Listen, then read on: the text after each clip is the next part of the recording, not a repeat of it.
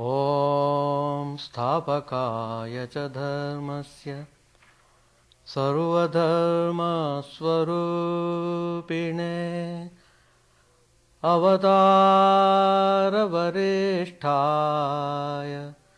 रामकृष्णाय ते नमः। असतो मा सद्गमय तमसो मा ज्योतिर्गमय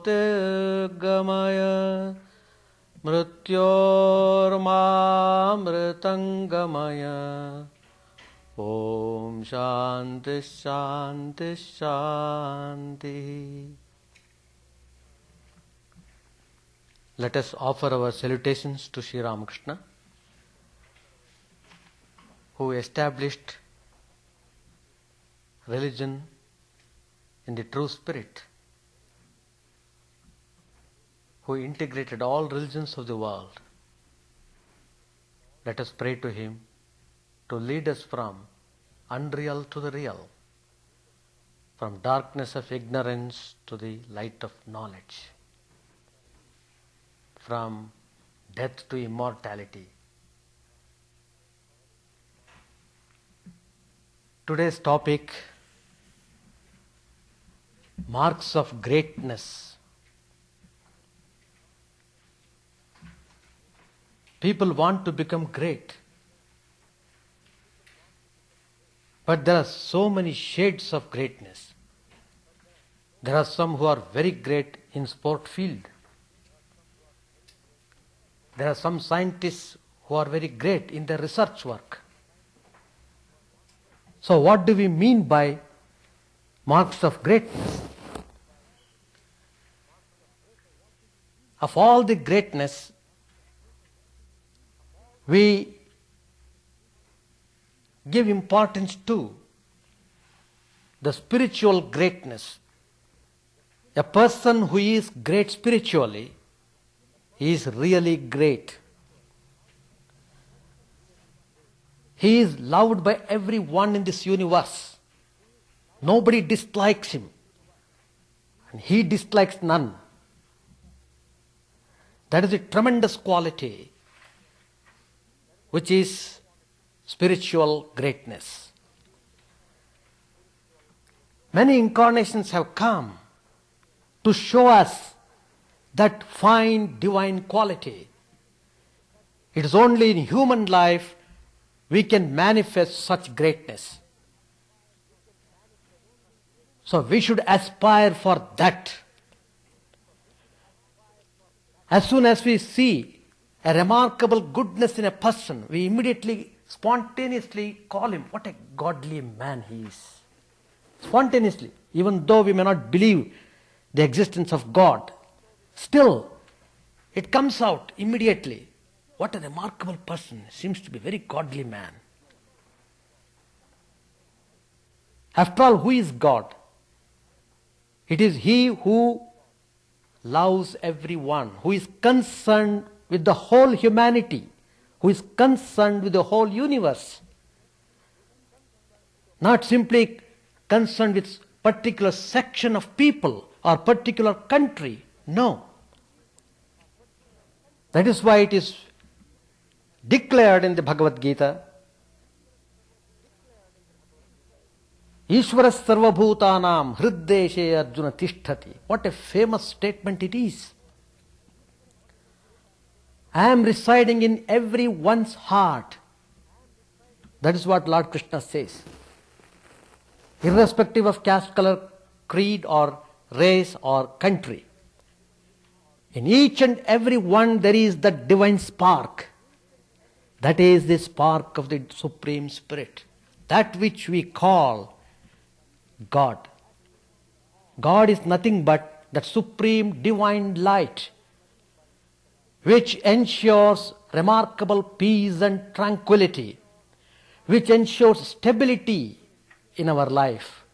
That is what is to be understood by God.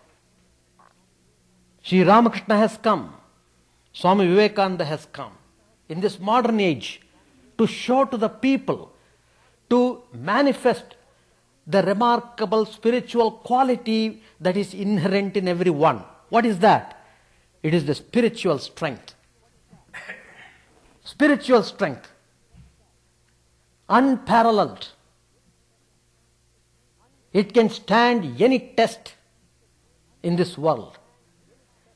It can break through any hardships. It can pass through any circumstances and situations and environments. He is not shaken in the least. That is the spiritual strength. It is that spiritual strength that made Swami Vivekananda visit this great land, America. Penniless he came. Without any friends he came. Not knowing anybody in this country. Yet, what forced him to come to this land of freedom, to this land who love liberty, who love freedom? What made Swami Vivekananda to come to this land? It is the remarkable quality of divine love. He was concerned with the whole humanity. He was deeply moved by the distress of the people. So he came to show the path, to show the right path, to give them correct interpretation of religion, to give practical Vedanta, not simply theorizing or not to be dogmatic or fanatic. No. That is the remarkable quality. That is spiritual greatness. Accepting all the religions of the world. Tremendous dimension. So, we must try to understand the importance of this kind of spiritual greatness. So, the real greatness is not referred to the material success or success in some kind of enterprise in the material world which we experience every day.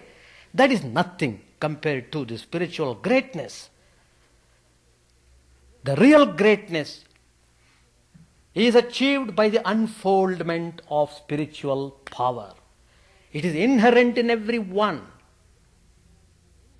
So it is possible. If it were not with us, it would not have been possible at all to manifest that quality. So, a man of spiritual greatness only experiences maximum peace and joy. So, the first important mark of greatness, strength. Who is really called strong? Is it mere physical strength? Muscle power? He who controls his anger.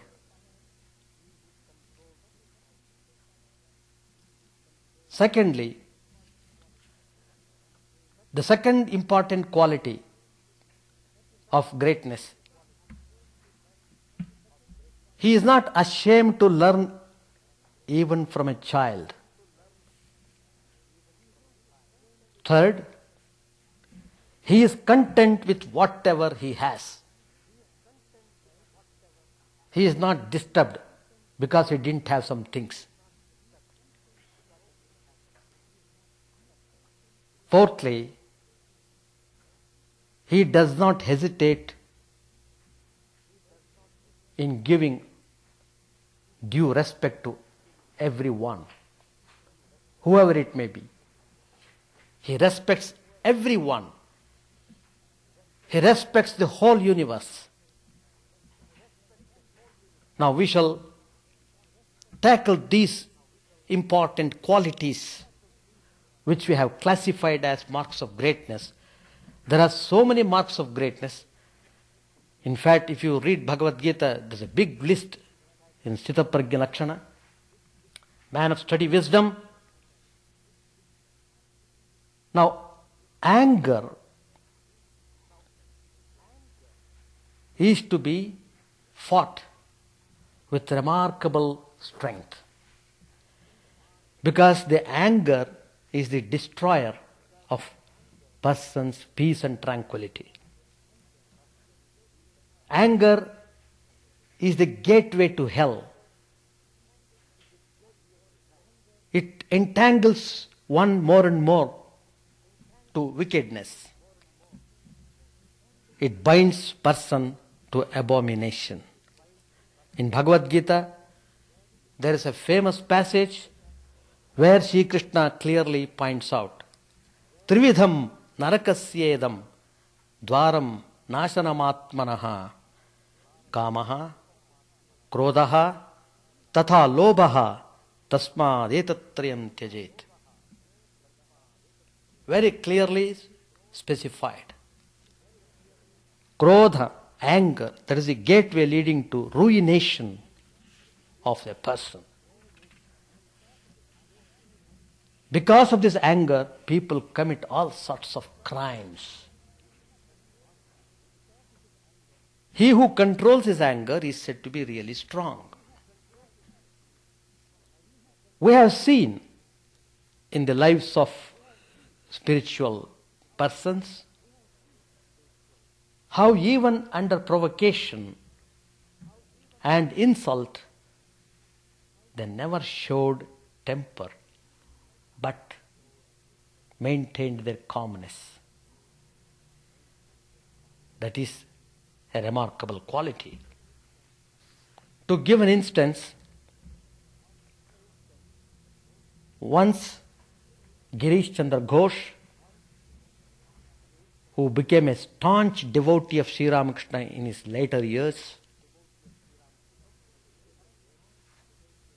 who completely surrendered to Sri Ramakrishna, who gave his power of attorney to him, after which he remained perfectly calm. During his formative period, he was used to take to drinking. He used to drink lot of liquors. Once he was under that influence of liquor, he uttered very abusive language which should not be even heard of by any sensible person. All the devotees who were sitting around Sri Ramakrishna, they became furious because Girish was uttering all nonsense about Sri Ramakrishna, not knowing what he is talking about. So these people were about to punish him. Just at that moment, Sri Ramakrishna, the personification of kindness and love, restrained them. Girish continued to abuse. Sri Ramakrishna never uttered a word. He simply swallowed everything, whatever he said. There is another instance where Sri Ramakrishna has shown his perfect state of calmness. How he could win over the element of anger. Once Haladar, a Kalighat priest, he became jealous of Sri Ramakrishna, since Mathur Babu, a very rich man of that time, was very fond of Sri Ramakrishna. So whenever Mathur Babu would come to Dakshineshwar temple, he would pay respects to Sri Ramakrishna and spend few hours talking with him. But he would not go to this Haldar, the Kalighat priest. So he wanted to know what was the secret. There was nothing secret. Sri Ramakrishna was personification of love and affection, so all people would go. So that way Mathur Babu also came. Once Haldar came to Madhur Babu's house, where he found Sri Ramakrishna sitting all alone. He thought that this was the correct situation to teach Sri Ramakrishna a lesson. So he began to shake the body of Master and said, "Tell me, how could you captivate Mathur? How is it that he always obeys you?" The Master couldn't answer because he was not conscious of the outside world. He was in a samadhi state. Poor fellow, that Kalighat priest, how could he understand that? But in an angry mood, Haldar, he kicked the Master with great force and used all sorts of abusive language. But Sri Ramakrishna, the personification of humility, never reacted in the least. Now, there is another remarkable instance where we find Sri Ramakrishna demonstrating his exemplary composure. You may know all these incidents, still it is very appropriate to tell that in this present context. One night after 12 o'clock or so, Sri Ramakrishna had gone out to Panchavati to do meditation. There was one devotee, a disciple, sleeping in Master's room that day. After some time he woke up and found there was no Master there. That disciple's name was Yogendranath.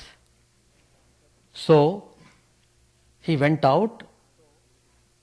He could not see where Sri Ramakrishna had gone. Immediately he thought, oh, probably Sri Ramakrishna might have gone to Holy Mother's room, which is very nearby. Now I can catch him when he comes back. He began to doubt the character of Sri Ramakrishna.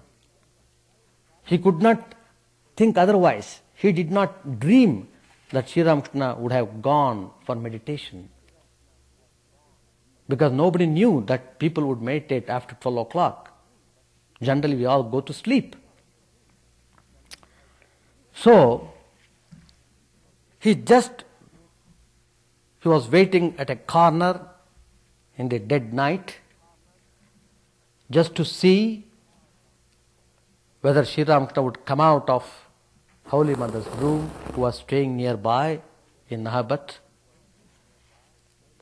He was just waiting. After some time, he heard the sound of slippers. He was nervous for the moment. He began to see here and there. Then he found that sound was approaching him. And the dark night, a figure was approaching him. Who was that figure? It was Sri Ramakrishna himself. He was directly coming from Panchavati, and he could notice somebody standing in the corner. So he just came straight to him. Oh, Yogen, what are you doing here? Why are you standing? Then Yogendranath could not talk at that moment. He felt ashamed that he had doubted his master. He felt terribly pained at heart. But Sri Ramakrishna said, "Don't worry. It is good you have tested me. There is nothing wrong. But try to raise your mind and keep on the divine thoughts. You will progress well in the spiritual life. I appreciate your testing me. I am not angry about you, about that." So he showered love and showed more affection to Yogendranath, who became one of the foremost disciples of Sri Ramakrishna in the later years. Buddha has given us a significant teaching. He who holds back rising anger like a rolling chariot, him I call a driver. Other people are but holding the reins. What a fine statement. The second important quality which I marked, he is not ashamed to learn even from a child. He is said to be truly wise. We can see that in Sri Ramakrishna's life. He himself has said, "As long as I live, so long do I learn." Knowledge is infinite. Who can say that I have known everything? Nobody can say that. Because it is infinite. Knowledge is infinite. So learning is refining. The more we learn, the more we become refined. That's the attitude we should have. If we have the attitude of learning, then our ego is subdued. The more we become humble, the more we become nearer and closer to God. So this attitude of ever learning is a hallmark of true humility. So with this perspective, we must look upon the life. Life is a school of learning, which is always in session. Intuition and experience are the best teachers there. Observation and reason are their valuable allies in instructing the students of all ages and outlooks and attitudes. We can learn what life means or ought to mean. Let us scan the first verse in the Bhagavad Gita, which has got tremendous spiritual significance. Dharma kshetre kurukshetre samaveta yuyutsavaha mamakav pandavaschaiva kimakurvata sanjaya. Dharma kshetre kurukshetre. The Bhagavad Gita starts from dharma. Dharma kshetra and kurukshetra, these are the two words used there. And their coexistence in the verse make us learn that life is the field of war between good and evil, and that we are called upon to put forth energetic endeavors to see that the good and the true triumph over the forces of evil. There are two other most significant words mentioned by Lord Krishna in Bhagavad Gita again. They are kshetra and kshetrajna in chapter 13, which is a great lesson for us. What is kshetra? Kshetra is a body of ours which is a field of operation of the spirit within. It is where the drama of human soul is enacted. Our body and mind must be made the vehicles for the expression of the spirit within. The more we manifest the spirit within, the more fulfillment we achieve in this life. The kshetra in which the spirit of man has to express itself is dharma kshetra. That is a field where the battle of righteousness has to be fought relentlessly. The inveterate forces that have to be fought against are internal in character. Everyone has to fight them out. We have come here to fight, not to yield.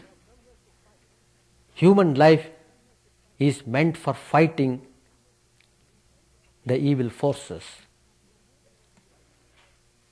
To whom we have to fight? Kama, Krodha, Lobha, etc.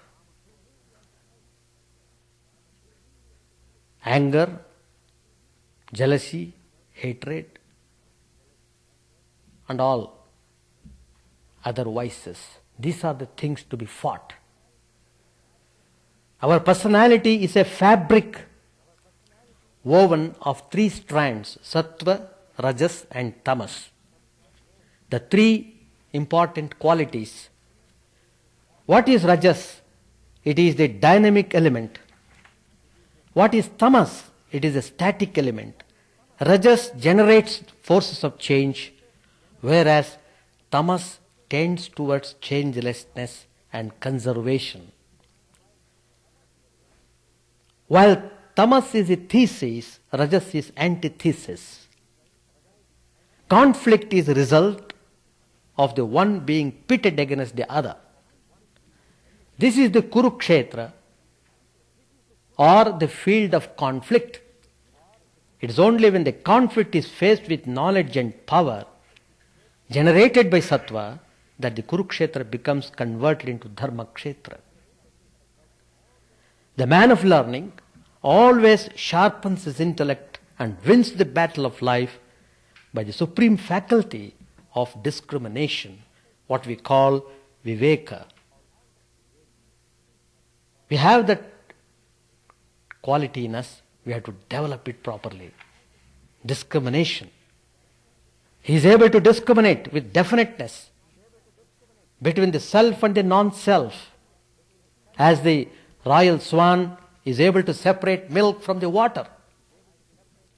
A person of such high degree of discrimination is said to be a truly wise one, which is a mark of greatness. Such a person realizes his true nature and enjoys eternal peace and bliss. There are so many ways of learning if we only have the attitude of learning. But if we have ego more prominent in us, then all learning is stopped. So learning through keen observation of happenings around us would bring enlightenment. In a certain place, the fishermen were catching fish. It so happened once as an eagle came there and snatched one of the fish, and it was flying. There were many crows. They saw this. They immediately chased the eagle. They surrounded the eagle in all directions, making a terrible noise. Whichever way the eagle flew with the fish, the crows followed it. So it became exhausted. It could not fly anymore. Then it came and sat on a tree because it could not fly any longer. In that exhaustion, that fish slipped away from its beak. The crows at once let the eagle alone and flew after the fish. Now, relieved of its worries, the eagle rested for a while on the branch of a tree, and it thought, why I became so much restless and worried? All these crows surrounded me. They did not allow me to fly in any way. That wretched fish was at the root of all my troubles. I have not got rid of it, and therefore I am at peace. A sincere spiritual aspirant of keen observation can learn a lesson from this.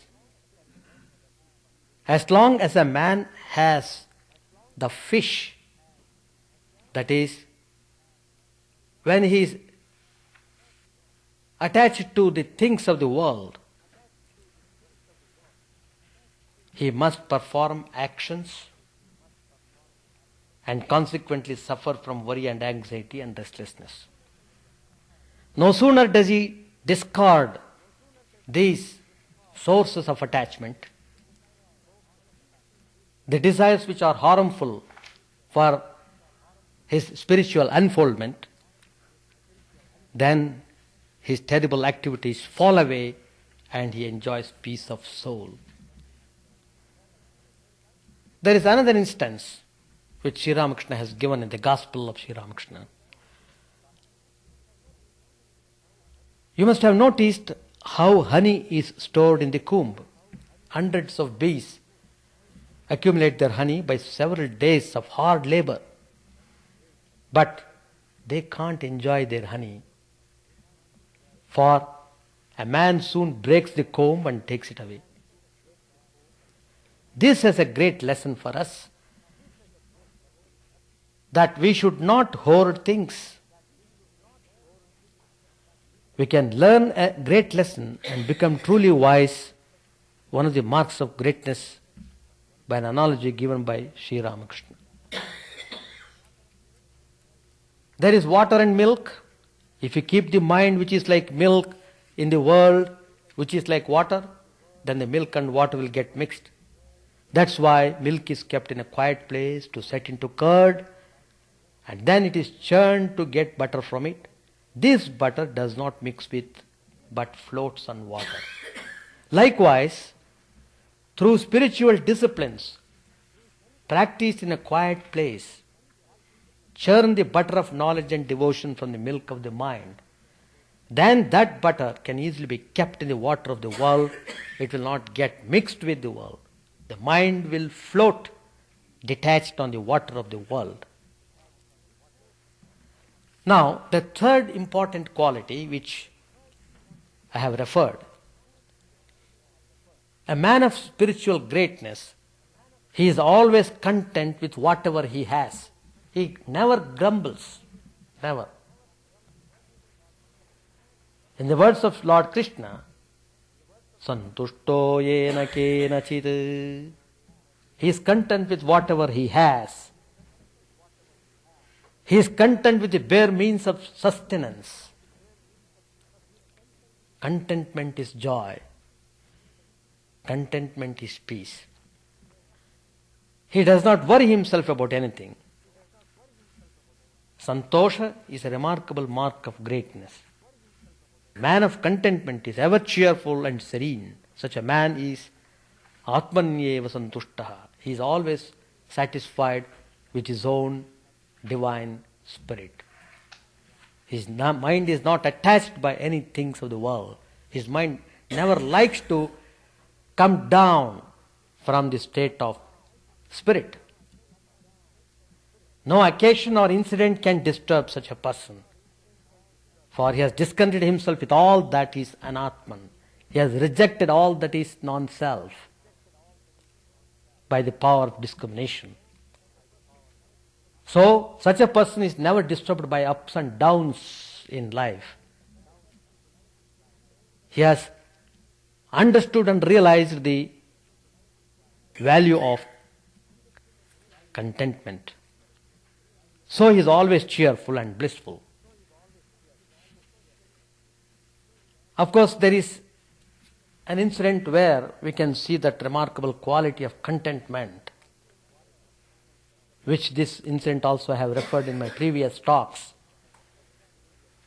that when Alexander the Great, when he approached a saint, he was so much fascinated by him, he invited him to come to his country, which he refused.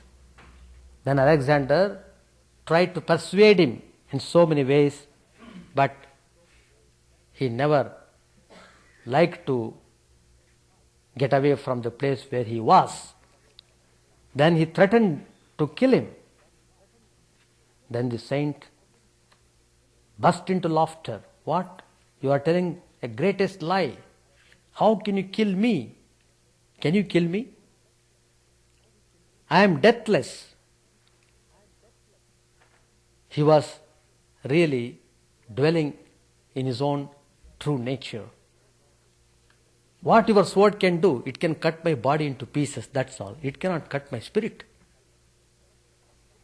Nayanam chindanti shastrani, nayanam dahati pavakaha, nachainam kledayantyapo, nashosheti marutaha. This Atman, this divine spirit cannot be cut by sword, cannot be wet by water, cannot be burned by fire, cannot be blown away by wind. It's all pervading, it's everywhere. I am that. Alexander was amazed. And he is refusing all the gifts Alexander offering him. He said, I would give you all comforts. Come, I'll give you a separate palace for you to live on. But he rejected outright. I don't care for your palace. I don't want any of your comforts. I have found my comfort in the divine spirit. Nothing else can give me more comfort than this. That is the realization. Alexander was completely transformed by the sage's words. There is another instance. Sri Ramakrishna's mother, her name was Chandramani Devi. Mathur Babu, who was looking after Sri Ramakrishna's needs, he was overwhelmed by seeing the spiritual personality of Sri Ramakrishna. He was amazed at the childlike simplicity of the master. He therefore cherished a desire to make some permanent provision for Sri Ramakrishna, so that he would not be in any trouble in case he wants anything in the future.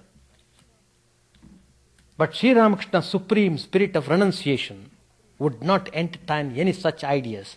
He would outright reject all such things. I don't want anything, not a pie, not a cent. So Mathur thought he could carry out his intention. Suppose he goes to Sri Ramakrishna's mother. So one day he came to her. She was at that time living at Dakshineshwar. Mathur Babu appealed to her to ask him anything she wanted. Whatever she wants, she can ask for. Chandra Devi said, what? What do I need? What do I need, my son? He is addressing Mathur Babu as her own son. You have already provided me clothing, food, all these things I am getting. I am not at all in need of anything more. But Mathur was a very rich man of the time. Anybody else in Chandramani's position could have gladly asked for some big amount of money. Mathur didn't leave her. Again and again he pressed her to ask something from him. When Mathur Babu was asking him again and again, then Chandramani said, all right, if you must give something, then buy for me some 5 cents worth of tobacco leaves I want to make a tooth powder. Mathur Babu was greatly moved. He moved to tears at this ideal contentment. She never wanted anything. He made salutations to her in great respect, and Mathur Babu said to himself, who but such a mother could give birth to a son like Sri Ramakrishna? In Holy Mother's life also we have got an instance where Mother also showed this remarkable quality of santushtaha, contentment. Once she had gone on pilgrimage to Rameshwar. The king of the place had made all arrangements for her visit. Then the king came and asked Holy Mother to choose any of the diamonds or precious stones lying there. He was happy to give. But Holy Mother immediately said she needed nothing. This remarkable contentment made Holy Mother supremely great. Then, a person of remarkable quality, he gives respect to everyone. He does not hesitate to honor anybody. That is another remarkable quality which I mentioned earlier. Samam sarveshu bhuteshu tishtantam parameshwaram vinashyatsva vinashyantam yaf pashyati sapashyati. Bhagavad Gita. The same Lord pervades all beings as there is the same heat in every particle of fire. He exists in all created forms as rain pouring down from the sky consists only of water. There may be varieties of creatures, but the essence within them is the same, just as it is the same akasha, sky, space which fills both a pot and a house. It is the same space. So he who has developed such a vision honors every creature. The characteristic of such a great man is given in another verse by Sri Krishna in the Gita. Vidya vinaya sampanne brahmane gavihastini shunichaiva shvapakecha panditaha samadarshinaha. A man of wisdom, a jnani, a man of true knowledge, he looks with an equal eye on learned and humble Brahmin, a cow, an elephant, or even a dog, or an outcast. He does not distinguish anyone. The eternal is the same in all, in animals as in men, in learned ones as in despised outcasts. The light of Paramatman dwells in all bodies and is not affected by the differences in the bodies it illumines. The Jnani sees the one God in all beings and develops the quality of equal-mindedness which is characteristic of the great. Such a man, therefore, shows no disrespect to any being. Even they give respect to the animals. Generally, we are so indifferent towards animals. But a real spiritual person will not harm anyone. That is why there is a saying, a real sage, where he lives, round about his cottage, all the animals live in peace. Lions, tigers, all the animals, they don't quarrel, they don't fight. They live in peace. To give again example, in Holy Mother's life, there was a pet cat in the house of Holy Mother. It was so arranged that milk was to be given to the cat daily. Though it was being given every day, the animals, in spite of it, sometimes they steal. One day, one of the monastic members was torturing the cat, seeing that Holy Mother became grave and said to that person, "Look, why are you doing that? Why are you torturing the animal? You can only scold, but do not beat it. Feed it regularly and see that it doesn't go to any other house to steal food." She then reminded him solemnly, "Do not beat the cat. I am dwelling inside the cat also." This is the statement of Holy Mother. You must know I am living there too. If you are torturing that animal, you are torturing me directly. Used to love everyone, would show respect to everyone. So she would render all help in all possible ways to whomsoever come to her. During festival days, she would give sumptuous food to them. Many times, Holy Mother would distribute sweets and fruits to all these people.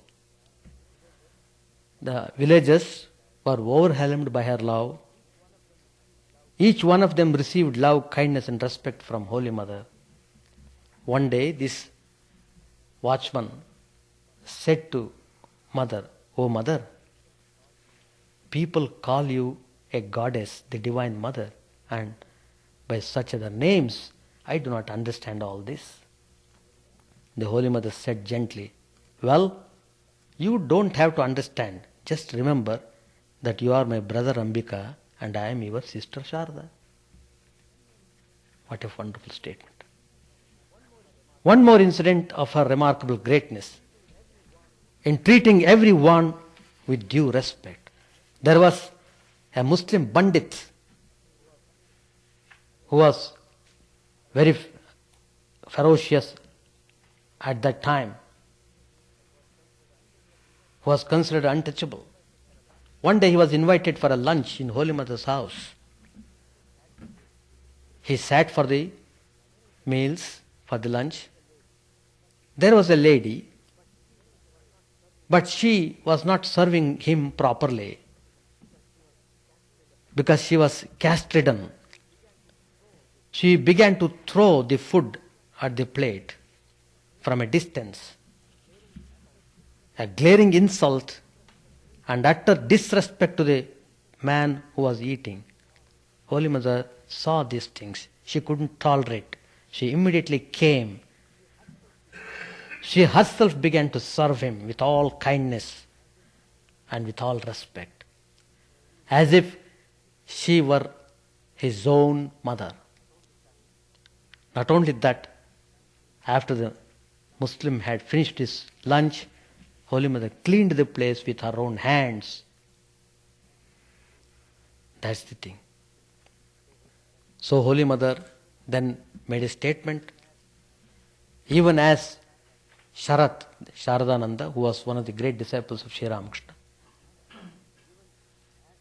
even as Sharadananda is my son, exactly so is this Muslim Amjad. This Samadarshitva is a remarkable mark of greatness. Samadarshitva. That is the Sanskrit word. Now the last quality is a person of spiritual greatness is always peaceful. Who is perfectly tranquil? He who has controlled the mind, who moves among the objects with his senses under restraint, and who is free from attachment and aversion.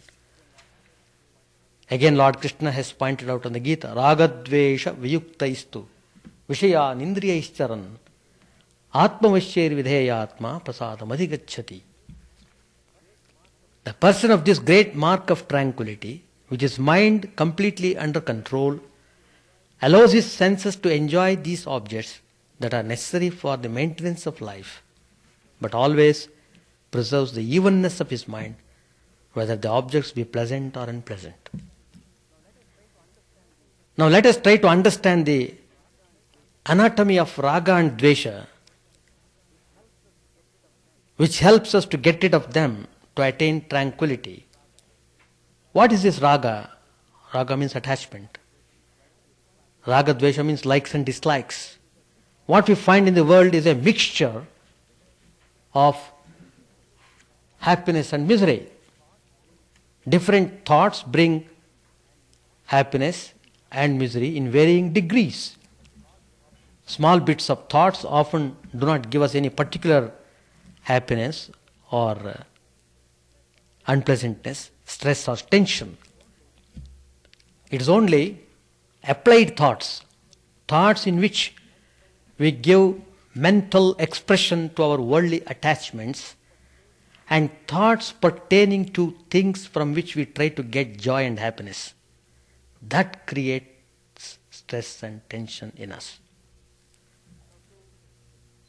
Now to consider a case. A mother has sent her son to Europe. Well, the son has gone, but the mother begins to worry night and day. Why? Because of attachment. Because she is deeply liking her son, so she is worrying. What does it mean? Her mind goes out, reaches out, issues forth to an object which is beyond the comprehension of her senses at the moment. Her worries are purely imaginary. She expects her son will give her happiness if he is with her, and when he is not, she is troubled. It's all imaginary. In this kind of happiness or unhappiness, the mind projects, goes out to something away from us. As long as the son is in Europe, this stress is there almost constantly. Sometimes it may be less, sometimes it may be more, depending on how many other thoughts she is entertaining. When the son writes that he will return soon, immediately the mother becomes comparatively happy. The projection of her mind is reduced a little and her stress is lessened. Well, the son returns. When the son returns, the projection is completely withdrawn. But then, is she happy permanently? No, she is temporarily happy. Why? The very next day she is unhappy on another score. Maybe her son did not like the food she had prepared, and he did not eat well according to her satisfaction. Again the mind is projected out. The mother was thinking all along, I am unhappy because my son was away. If her contention had been true, she should have been perfectly happy once her son had returned. Why is she unhappy now? It is a constant recurring misunderstanding in us that we are happy or unhappy because of the external world and circumstances and the things outside. But the truth is that as long as our mind is projecting outside, issuing forth away from ourselves towards the objects of the world, we are subject to worries and anxieties. The moment the mind is withdrawn back to ourselves from its projections, we are contented and we are happy and peaceful. So mind without projection is said to be in tranquil. The secret of true happiness is a non-issuing forth, non-projecting mind. This projection is caused by raga, dvesha and bhaya, likes and dislikes and fear. What is raga? It is the tendency in man to go out for external objects to get satisfaction. What is dvesha? Dvesha is a tendency to avoid things which give him displeasure. Raga is what makes us say or feel, I want this, give me more. I want sukha. All this is raga. Dvesha makes us say, I do not want this, take it away from me. I do not want dukkha. These are all different shades of dvesha. Give a child some sugar. It will put its tongue out and try to get more and more, thus expressing raga. It tastes the sugar, it wants more. Give it something bitter, it will spit out. This is dvesha. These two features are congenital. They are with us right from our birth.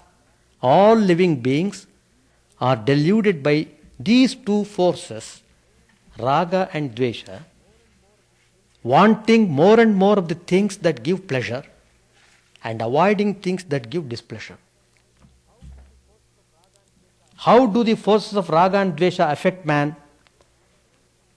They make him more and more selfish.